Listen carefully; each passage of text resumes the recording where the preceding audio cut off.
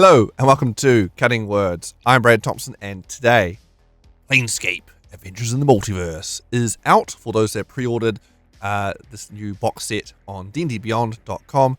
The 2-week early access is now available for those that did pre-order, which I did. So today we're going to go get up the DnDBeyond copy of the box set, get into the book Sigil and the Outlands that has the kind of setting in there, and we're going to look at the player options that are contained within. So there's a whole chapter, chapter 1 even, character options that have all the backgrounds, feats, spells, and magic items that are contained within this book. So we get that up and take a look. Alright, here we go. Alright, you may notice we've got a few new graphics there. Just spruced up the channel recently. Yeah, let me know what you think in the comments below. Just yeah, a bit about time to a bit of an update. As well as I thought I'd highlight the fact I do have an Instagram page, Cutting Words GM. Cutting Words was taken, always the way. Cutting Words GM. You can follow me on Instagram to see pics of my various D&D games and various things I get up to there.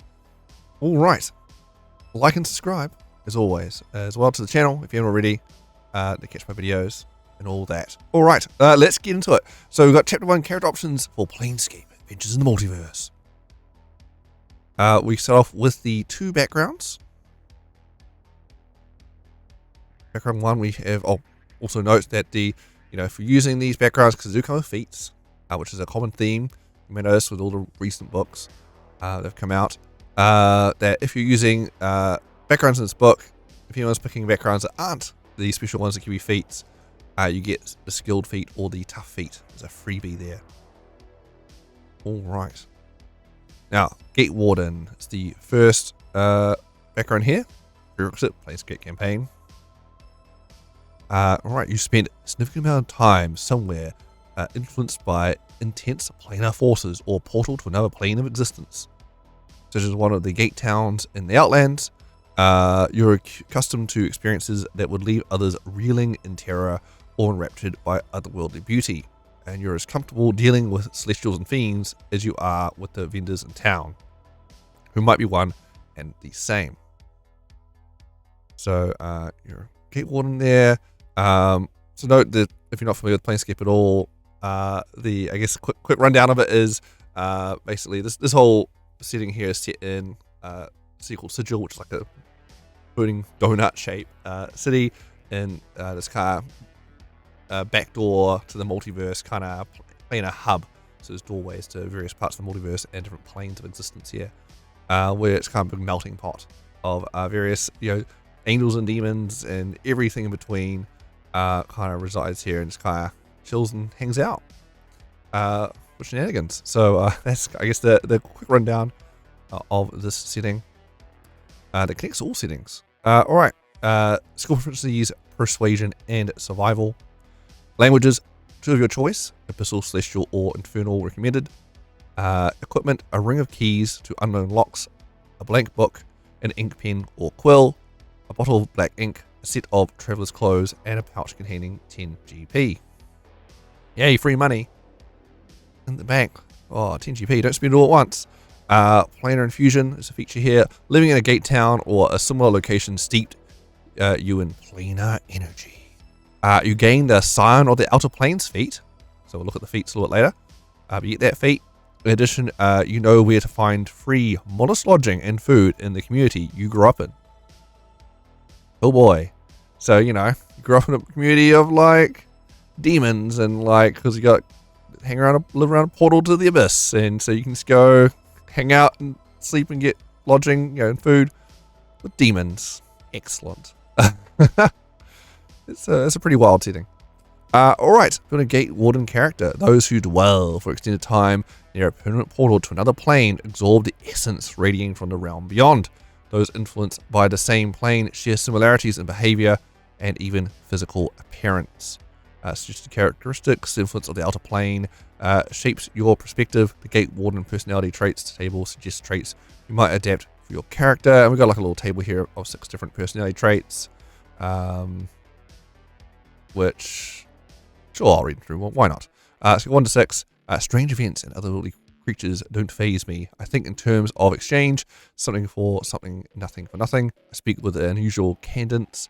I piff my speech with words or curses borrowed from planar languages. I see enough to know that you can't take anyone at face value, so I scrutinize everything, or everyone should I say. Or I have a superstitious habit I picked up from my gate town, such as touching iron when I'm nervous, or arranging objects in a specific order. Oh, S words there. Alright, Gate Warden trinkets. When you make your character, you get to roll on your Gate Warden trinkets table instead of on the trinkets table in the player's handbook.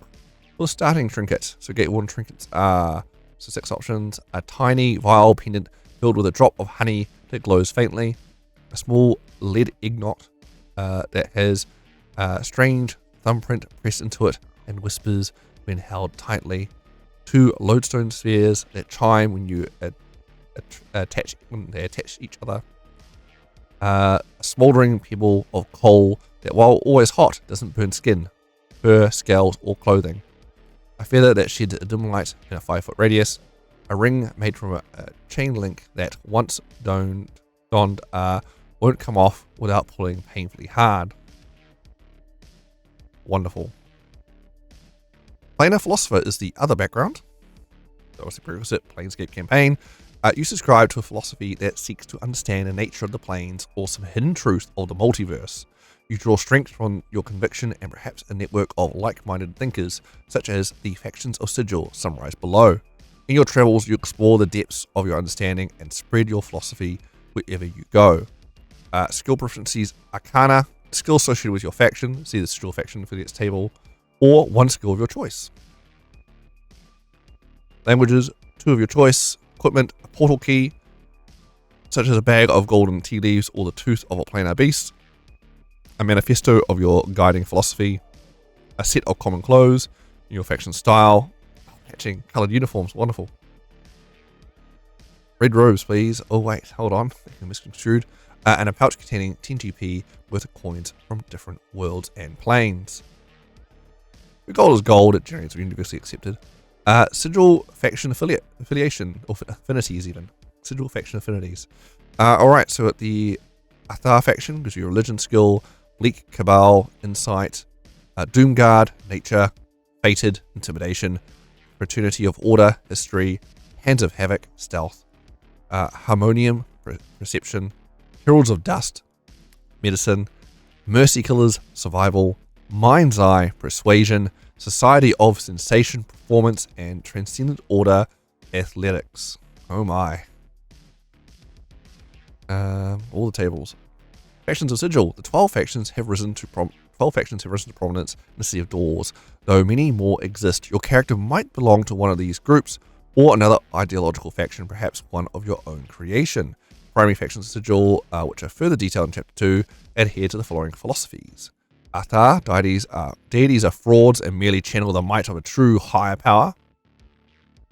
Bleak Cabal, there is no greater truth to the multiverse, each being must discover their own meaning. Doomguard, nothing lasts forever, the purpose of everything is to crumble and decay. Man, some of these sound like bad guy factions, oh my god. Fated, everyone knows their own fate and is entitled to whatever they can take and hold. Fraternity of Order, all of existence is governed by laws and power comes from understanding and exploiting them. Hands of Havoc, those who try to impose a single order on the multiverse are doomed to fail. Harmonium, the multiverse will be perfect only when everything is acting in harmony, whether it wants to or not. Are all these factions bad guy factions? Heralds of Dust, everyone is already dead. The eternity of the multiverse is an afterlife. Undeath holds the key to the next stage of existence. Oh my gosh. Mercy Killers. Cold, relentless justice is absolute, and no one is above it. Mind's Eye. The multiverse exists to be explored. It shapes us, and we shape it in turn. One's very less evil sounding. Society of Sensation. Sensation is the proof of existence. By experiencing everything, we can understand the multiverse and all of its complexity. One doesn't sound too bad either. Transcendent Order. Thought clouds action. To fall in step with the multiverse, one must act on instinct alone. Alright. Interesting factions there. Or you can create your own faction. Instead, ideologies wax and wane over time, gaining popularity and drawing like-minded philosophers from one faction to another. The only constant in the Sea of Doors is a Lady of Pain herself. If you like to create and be part of your own faction, ask your DM about doing just that. Your faction should include the following details: a core philosophy centered on an assumption or fundamental truth about the multiverse and all its workings, a building that serves as the faction's headquarters in the City of Doors, a faction leader called a Factol, who embodies their faction's beliefs. Feature: Conviction. You gain the Scion of the Outer Planes feat, presented later in this chapter. In addition, members of your organization provide you free, modest lodging and food at any of their holdings or the homes of other faction members. Isn't that nice? I don't know how often, like, a lot of feats do the whole have free lodgings and food option here. People actually in games actually utilize it, because I always find that normally players are all from different factions and all different backgrounds. So some of them might have lodgings, some don't. And often they're all from the lodgings and stuff is from different groups, and players generally split up to sleep and we hang out together. So I don't know, like it's never really come up. I can't remember a time. Maybe one time it came up. Yeah, like it's very rare. Building a Planar Philosopher character. Some groups of Planar Philosophers might prefer certain types of characters, but by and large, any character who upholds and furthers the beliefs of such a group is welcome within its ranks. Suggested characteristics: adventurers who dedicate themselves to a particular philosophy, regard the multiverse, are welcomed among factions that embrace those beliefs. The Planar Philosopher personality traits table suggests various traits you might adopt for your character. Planar Philosophy personality traits. 1. I don't venerate any gods. With time, we can be as powerful as them or greater. 2. Experience everything. Live in the moment. 3. When things crumble, I find meaning in the dust. 4. Life thrives through order, and I seek to maintain that order. 5. When others make plans, the multiverse laughs, and so do I. 6. I know what's right, and none will stand in my way. Oh my goodness. This is bad guy in the background. Oh my goodness. Very weird. Planar Philosopher trinkets. So you get some special trinkets as well. You can roll in here. Planar Philosopher trinkets table. You got 6 of them. 1. Locket with a picture of my mentor and an inscription I can't read. 2. Bleached cranium rat skull with coloured glass beads in its eye sockets. Wonderful. 3. Torn parchment with half a rebus painted on it. 4. Bracelet of twisted razor of iron sterns. 5. Fragment of a bronze blade covered in verdigris. 6. Broken holy symbol of forgotten god. Alright, and that's the 2 backgrounds. Alright. Well, no more wants to look at the feats that come with them. So the feats section introduces feats related to the force of the planes. These feats are available to you whenever you normally choose a feat, and they follow the feat rules in the player's handbook. These feats are presented below. Sign of the Outer Planes. So this is the one that came with the Philosopher. Right? Yeah, Sign of the Outer Planes. So when you take that Planar Philosopher background, well, the Planar Philosopher bad guy background, I guess, you get this feat for free, which is your connection to the outer plane infuses you with the energy there. Choose a type of plane listed in the Planar Infusion table. Your choice gives you resistance to a damage type and ability to cast a cantrip as specified in the table. You can cast this cantrip without material components, and your spellcast ability for it is Intelligence, Wisdom, or Charisma. Choose when you select this feat. So you get a chaotic outer plane, you get resistance to poison damage and the minor illusion cantrip, evil outer plane, resistance to necrotic damage and tilt touch cantrip, good outer plane, get resistance to radiant damage and sacred flame cantrip, lawful outer plane, get resistance to force and the guidance cantrip, and the outlands, get resistance to psychic and the mage hand cantrip. Oh man, I think the big one is probably outer plane. Like being like, oh, I get resistance to force damage, which is quite hard one to get resistance to normally. So it's always having resistance to force is pretty good. A lot of big bads, especially in the more recent stat box, still force damage is kind of the go-to. So It's really good. And Guidance Cantrip, also really, really good. So that's probably the big one in there. And you have to be evil. I mean, other ones like resistant necrotic damage is pretty nice, but you know, you're also kind of connected to the evil plane, so alright. And poison, I mean, be a dwarf, whatever. Radiant, what are you doing fighting angels? I'm sure it'll be fine. Psychic could be, depending on the campaign, like if I'm much mind flayers or whatever, could be pretty good. But yeah, I think lawful outer plane, definitely the big winner there. Cosmic Soul Sorcerer, let's go. All the lawful, all the time. So good. Oh, actually, both backgrounds get silent outer planes. Not just for the philosophy bad guys. Also, the Gate Wardens do get silent outer planes. It's not a different feat. They get the exact same one. So silent outer planes. The Gate Warden gets silent outer planes, as well as the Philosopher also gets silent outer planes. So there's no different starting feat there. It's just the one, but the feat does have the multi-choice of which plane you want to be connected to.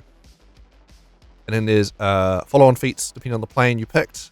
You get there's a possible upgrade you can get from level 4 onwards. Let's go through those. Got Agent of Order. You can channel Cosmic Forces of Order to gain these benefits. So obviously level 4 requirement here, and Silent Outer Planes, Lawful Outer Plane pick. So amazing. Resistant to force damage and Guidance Cantrip.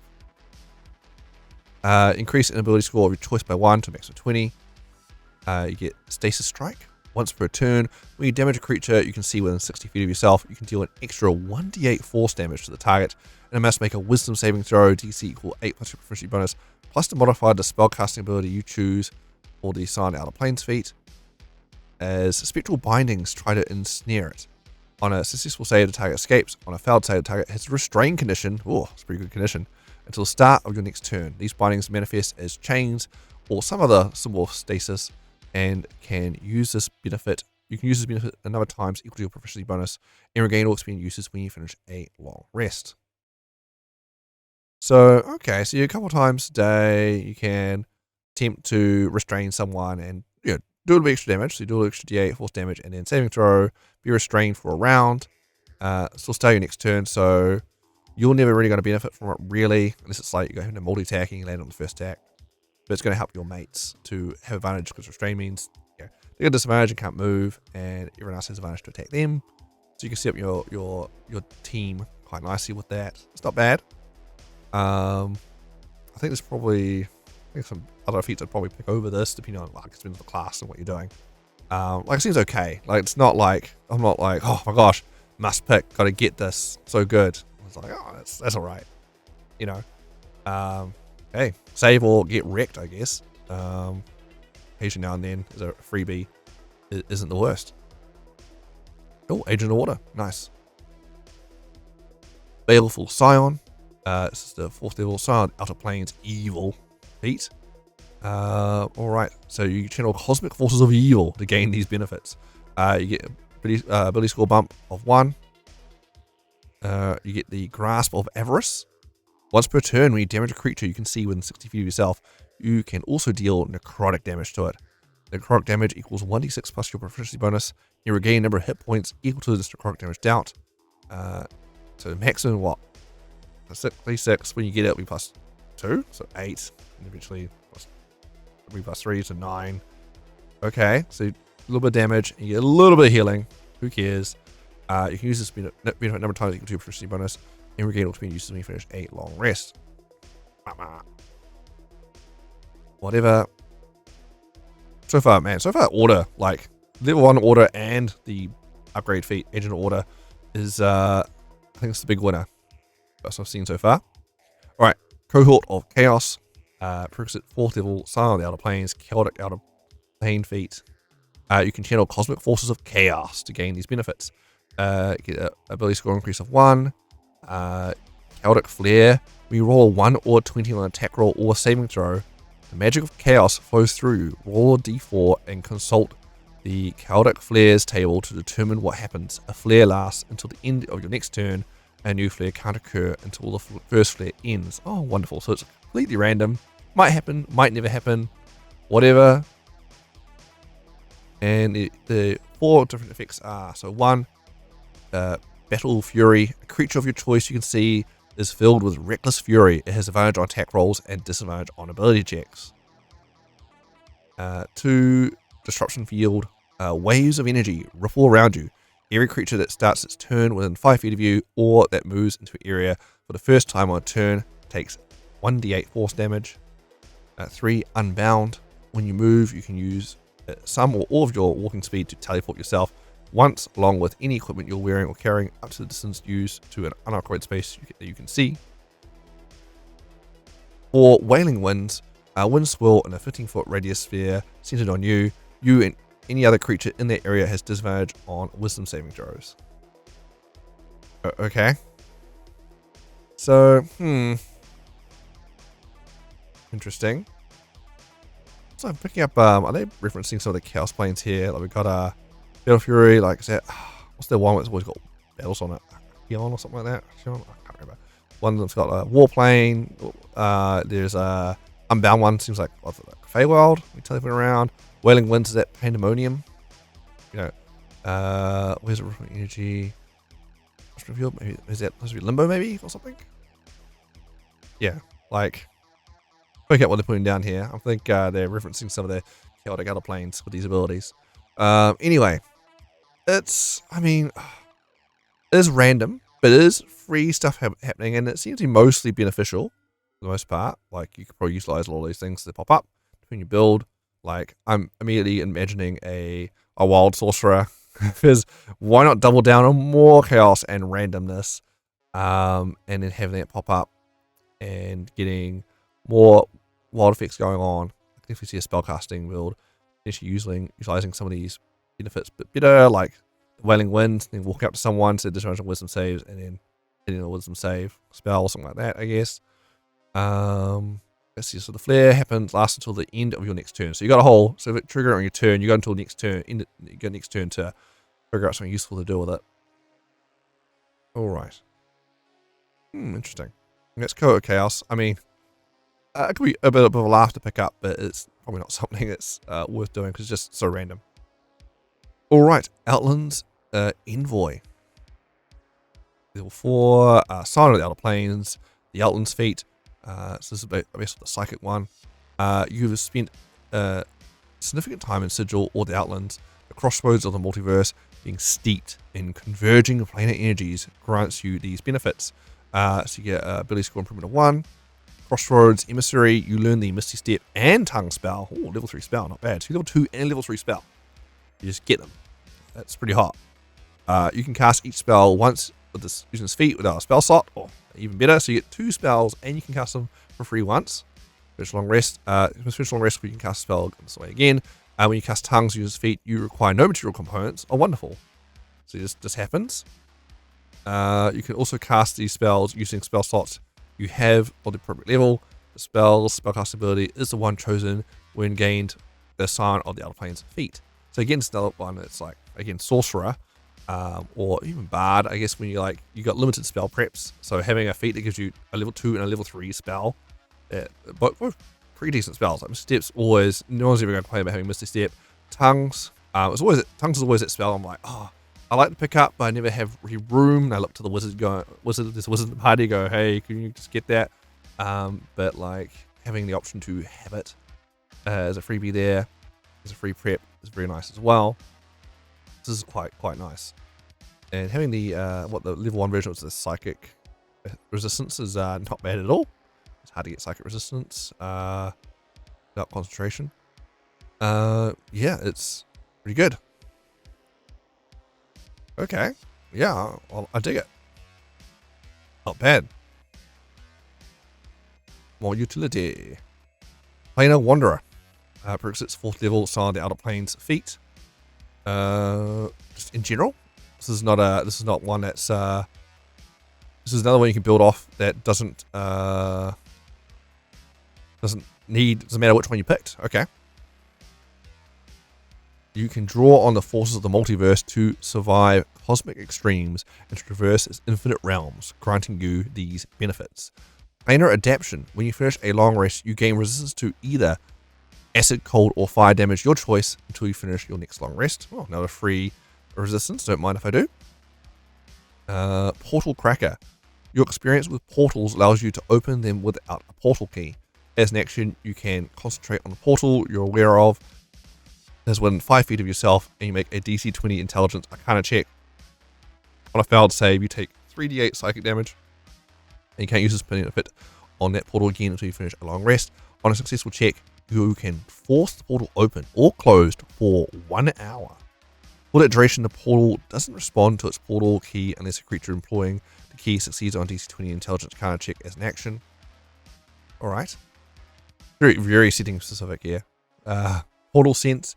You know the direction of the last planar portal you used while you and the portal are on the same plane of existence. Moreover, as an action, you can detect the location of any portals within 30 feet of you that aren't behind total cover. Once you detect a portal with this action, you can't use the action again until you finish a long rest. Alright, very specific feat here. The Planar Wanderer. And Righteous Heritor. Prerequisite 4th level, Sign of the Outer Planes, good outer plane feat. You can channel cosmic forces of good to gain these benefits. So yeah, ability score improvement of 1. Soothe pain. When you or a creature within 30 feet of you takes damage, you can use your reaction to reduce that damage by 1d10 plus proficiency bonus. You can use this benefit a number of times equal to your proficiency bonus. You regain all experience uses when you finish a long rest. You're like a Goliath or something for you and your mates. Reaction though, it's a shame. Reaction's pretty precious, but I mean, if you'd happen to be playing maybe a cleric or something that doesn't have a very good reaction, it's a decent pickup. But yeah. All right. On to the magic. First the spells. Got 2 spells. Warp Sense and Gate Seal. So we've got Warp Sense is a level 2 divination spell for Sorcerer, Warlock, and Wizard. And Gate Seal is a 4th level abjuration spell for Sorcerer, Warlock, and Wizard. All about those Sorcerers, Warlocks, and Wizards today. Just them. They get the spells. So we've got Gate Seal. So 4th level abjuration. Casting time 1 minute. Range 60 feet. Components, verbal somatic material, a broken portal key, which the spell consumes. Duration, 24 hours. Use fortify the fabric of the planes in a 30-foot cube. You can see within range. Within that area, portals close and can't be opened for the duration. Spells and other effects that allow planar travel to other portals, or open portals, such as gate or plane shift, fail if used to enter or leave the area. The cube is stationary. At high levels, when you cast a spell using a spell slot of 6 level higher, the spell lasts until dispelled. Wow, okay. Very niche. But yeah, I can definitely see this is quite a useful spell for high level campaigns. For those, I definitely encountered issues where, like a high level campaign where the gate spell, it's a level 9 spell. Actually, it's very easy to defeat bad guys at high level with the gate spell, because you just go to another plane and then cast gate and pull them in to the DnDBeyond plane or whatever you set up, and not much they can do about it unless they're like a god or whatever. And then you gack them on this other plane or leave them trapped there or whatever. Silly high level shenanigans. As well as even without gate in low level when it's plane shift, where like having people just fear escape with like, I'm going to plane shift away. So having an option here to basically prevent that. So I can see it's been a useful thing to have in the game where you can help justify clearly the baddies set up their lair to have this cast everywhere at some point. So no, you can't gate them to oblivion. No. I say no to you, sir. So I can see that, or players set up situations where they want to set up a zone to grab someone and interrogate them or defeat them without them being able to plane shift away. That sort of thing. So, some nice options there. Not something you want to pick up all the time, though. Gate Seal. Warp Sense, 2nd level divination, casting time 1 action, range self, components, verbal somatic material, razor vine leaf. Duration, concentration up to 1 minute. For the duration, you sense the presence of portals, even inactive ones, within 30 feet of yourself. If you detect a portal in this way, you can use your action to study it, make a DC 15 ability check. Using your spellcasting ability on a successful check, you learn the destination port plane of the portal and what portal keys it requires. Then the spell ends. On a failed check, you learn nothing and you can't study the portal again using the spell until you cast it again. Spell can penetrate most barriers, but is blocked by 1 foot of stone, 1 inch of common metal, a thin sheet of lead, or 3 feet of wood or dirt.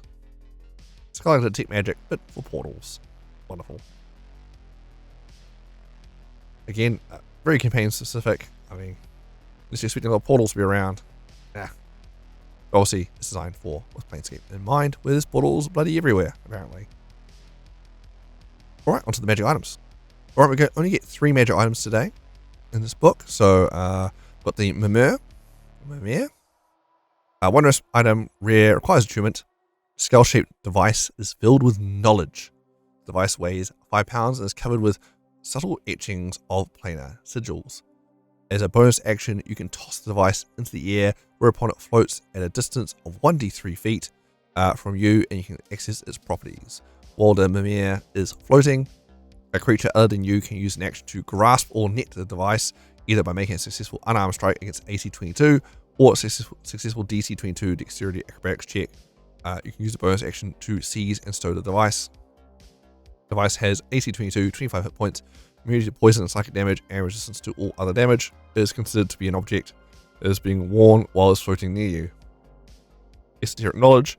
While the device is floating, you can use an action to cast legend lore from the device. The device speaks the revealed lore aloud. Once the property has been used, it can't be used again until the next dawn. Do you still need to pay the material costs? Because doesn't legend lore cost like a bunch of money to cast? Like, doesn't specify. Thematically, I feel like it probably shouldn't. It's just the device doing it, but no, it doesn't really specify.